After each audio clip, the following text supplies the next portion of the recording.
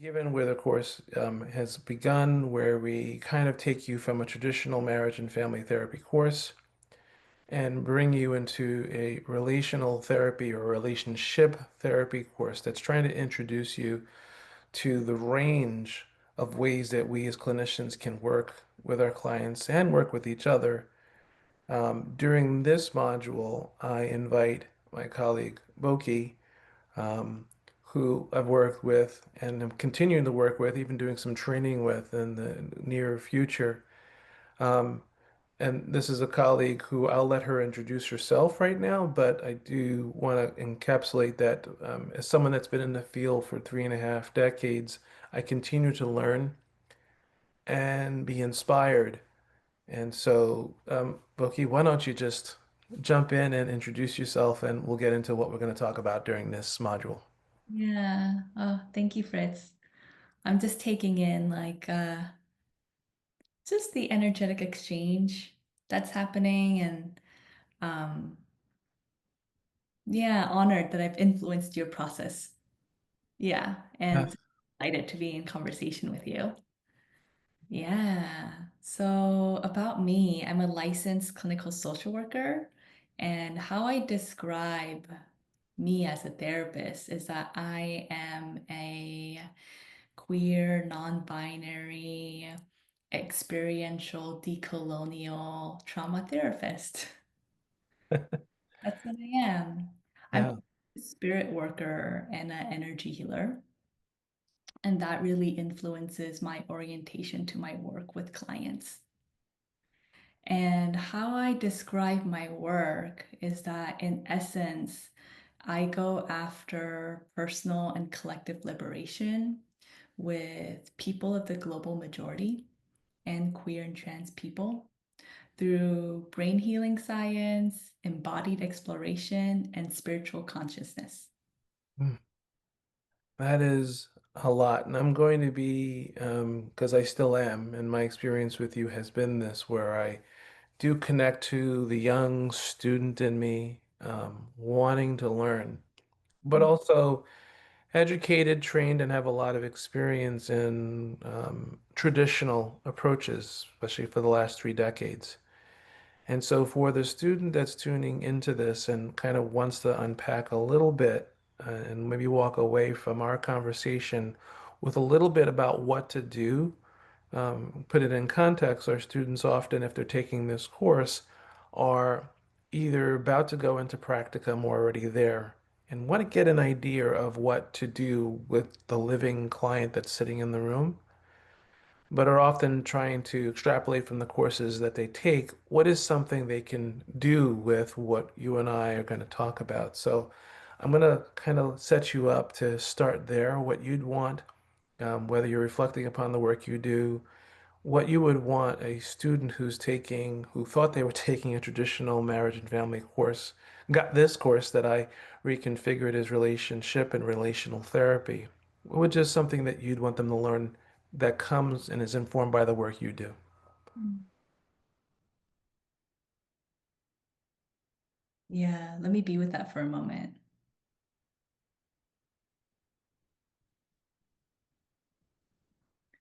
What comes up is that relationship work is actually quite expansive because as I look at us being an interdependent species, Hmm.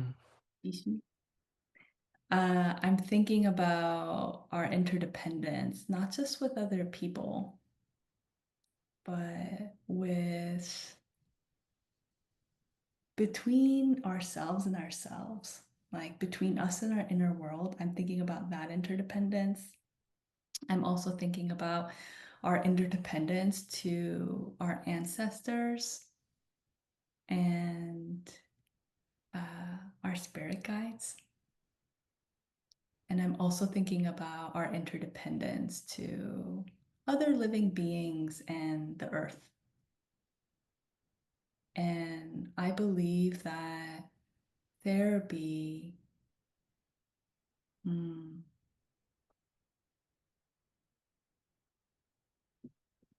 if we're doing it right, If we're really facing reality clearly, all of that is included in therapy, Mm.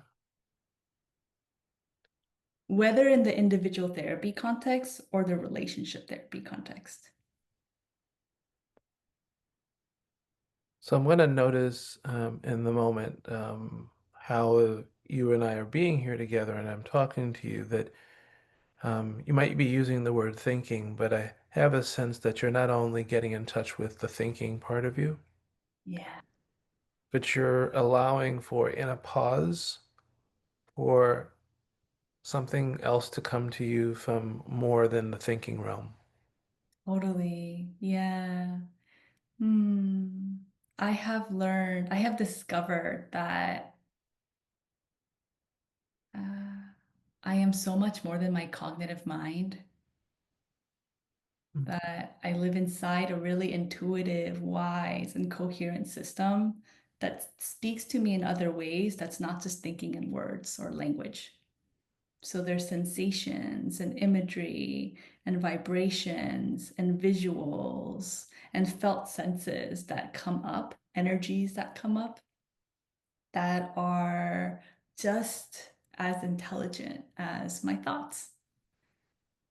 And it's important for me to be in relationship with all of that as well.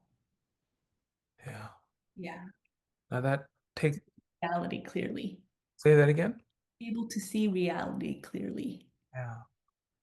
And so your awareness and your perception, I'm looking for the right words, but of what reality is, sounds like it takes a certain amount of pause and poise and grace around allowing it to come. At the same time, recognizing the average student watching this within an American institution comes from a place of trying to rely upon the cognition Totally. and the book learning and the science, I'll put air quotes around it, to be what informs us. And um, what I'm learning ongoing and experiencing with colleagues like yourself is that there's also a faith and trust that we have in more than our cognitive minds. Yes. And that can present a challenge. I'll point to myself first, wearing a collared shirt in a Western, you know, in a Western sense, is that if we are relying upon our intuitive, our spiritual sense, and other things we can use to describe that without evidence-based research to supply it, we often feel a certain level of threat or inadequacy around that design.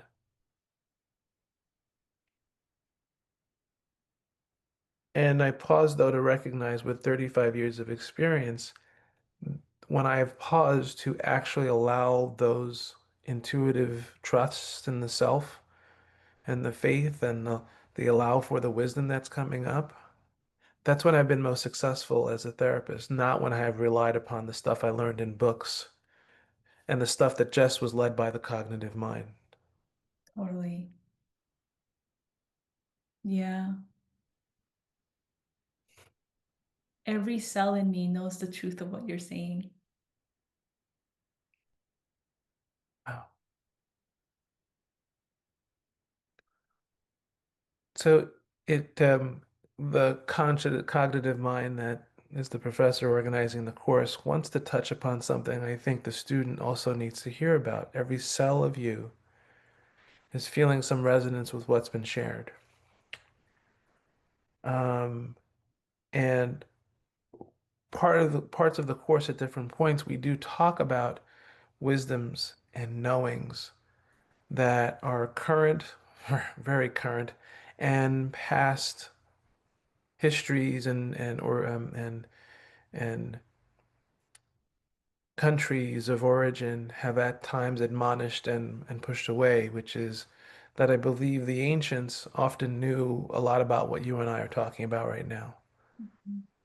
But often those ancients were not in the dominant class, and often because of that, the wisdom of just pausing for a moment and allowing the answers to come from within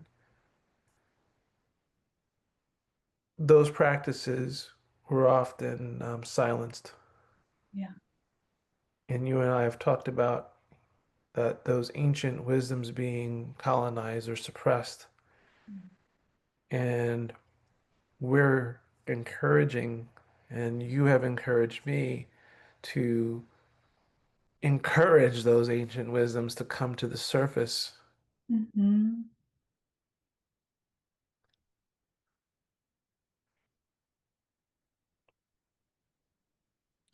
And the student watching this video still might be thinking, what do I do with what they're talking about? Totally. Yeah. Ooh, what a great question. Would you like me to speak to it? Yeah. Yes. Yeah. Yeah. Let me be with it and see what emerges.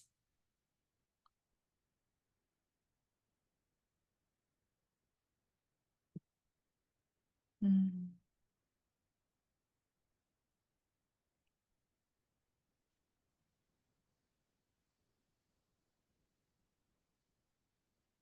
I think it's really important that we as humans learn to trust our own systems, even when we don't understand what's happening. We live inside a coherent system, which means that if we don't understand why something is happening and in that specific way, it just means we don't understand it. But there's a good internal reason why it's happening the way it is. And if we can come into a curious, kind relationship with what's happening inside,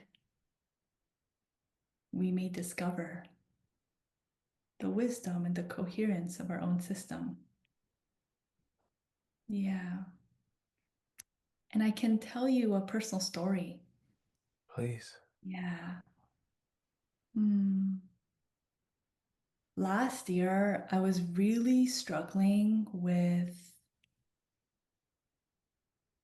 uh, a burning sensation in my chest every day.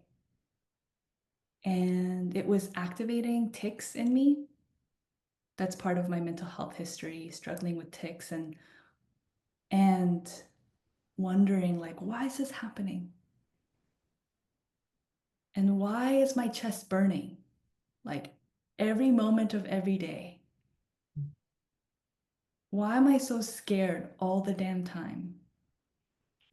And when I came into deep relationship with the burning sensation, what I discovered was an infant part of me who was trapped in this experience uh, of aloneness terror. And this was after an experience of being separated from my mom after I was born because I had jaundice. And so I was hospitalized for a week. And I heard about this story like once or twice, but in my body, I felt that experience come up. And I had no idea that was traumatic for me as an infant until I connected with this burning sensation inside. And I remember being like, but like you reunited with your mom, like it's not a big deal. Like what is scaring you so much? Because the burning sensation was really intense. And I wasn't in deep understanding of this infant part of me. I just wanted to stop feeling the burning. And I remember my infant self going, no, there's more here you don't understand. And it felt like something ancestral. And so I was like, okay, I don't know what's going on, but you must know more than me. And that's been the practice between me and me to really believe that there's coherence in my system. When something comes up and I don't get it, I go, you must know more than me.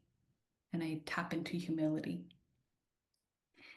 And when I went into that space of you must know more than me, my infant self showed me a ancestral infant whose mother was just annihilated by Japanese colonizers. And that infant was also stuck in aloneness terror. And it was showing up as a visual, but also as a similar sensation in my body. And I was just in so much awe. Like, what? My infant self carries knowledge about what my ancestors have gone through and it lives in my body. Mm, Like, I'm sure I read that on Instagram somewhere that this is a thing, but to actually live it in an embodied way really just changed my relationship with my system. that's powerful. Yeah. Yeah. And putting that in the context now of the student in a relational course that is trying to get people to awaken um, to not only the lived experiences that they've had relationally and how that affects them in the moment, and how that with their caregivers and their parents, but what you're also tapping into that goes beyond our current major theories, air quotes major, that is tapping into ancient wisdoms that may not be in our conscious cognitive lived experiences, but could come if we just take the pause to listen. Yeah. And again, I'm being pragmatic in the moment, thinking about the clinician now, the student that's going into not just individual work, where I think what you've just, your example and what you've talked about is really informative of that work. It's informative of the work that we need to do with ourselves. But now, as we go into the clinical spaces and are going to be doing clinical histories and family histories, that there is so much that we can tap into from the individual in relation to themselves and to their past, their lived experience, their ancestry, and when we have sometimes multiple generations in the room working with us, the enormous opportunity that we can create for them to invite them into, yeah, ah, Yeah. yeah, wow.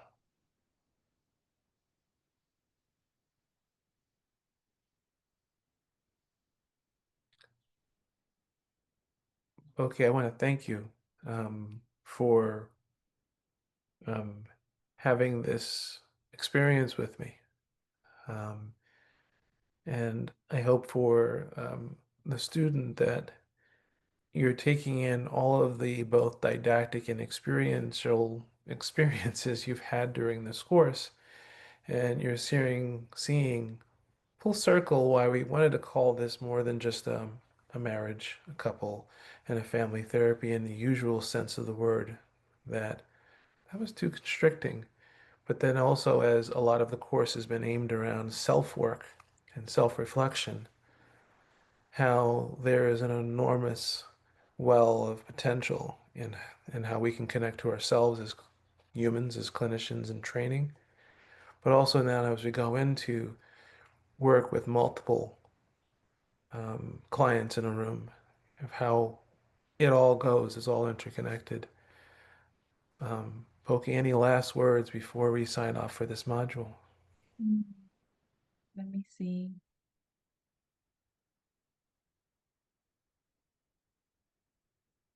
I'm just with this recognition that, like, as I heard you summarize our conversation, I was holding how much we hold in our systems. That's really hard and traumatic and painful. And of course, all of that is true, not just from our own lived experience, but also what lives in our ancestral lineage, right? And how that lives in us. So I'm holding that, but I'm also holding at the same time the blessings and the gifts that come with all that trauma and pain as well, right? All the wisdom from survival for generations. And it can be a lot to just hold this. And so I just want to make an invitation for people to also wonder about, like, what are the ancestral blessings and gifts I was born with that live inside me, that support me in this lifetime? And I wonder how that might also support um, relationship with self, and how that also supports our process in being in relationship with other people.